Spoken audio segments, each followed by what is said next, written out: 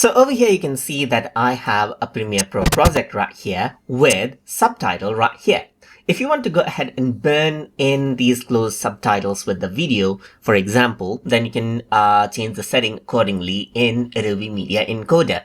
So for that, I'm just going to go ahead and take this sequence, this Premiere Pro sequence, go to File, and then I'm going to go to Export and then choose Send to Adobe Media Encoder.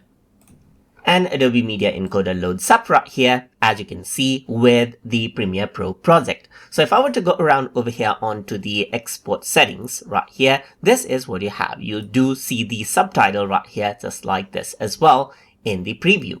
So now if I were to go around onto caption, you can see that right now the option right here is to burn caption to the video. So I can go ahead and choose this, and you can see that I don't have much other format right here, just like this. So you can go ahead and create a sidecar, a separate file right here, or simply burn the caption right here. So I'm just going to go ahead and burn, and I'm going to go ahead and, let's say for example, export this out here in desktop as sample. Let's say for instance right here, press OK, and then what happens is that that particular option has been selected, and I'm just going to go ahead and delete off the other files right here and only embed it.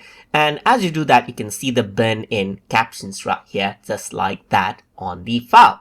So that is what you have. So it is being exported right here. So you can see that this is the file right here, just like this. So if I were to go ahead and then open this, you will be able to see like there's this burn in subtitles right here, just like this within the video itself right here, just like this. So that is how you can go ahead and burn in closed captions inside of Adobe Media Encoder. So I hope you guys learned something as always.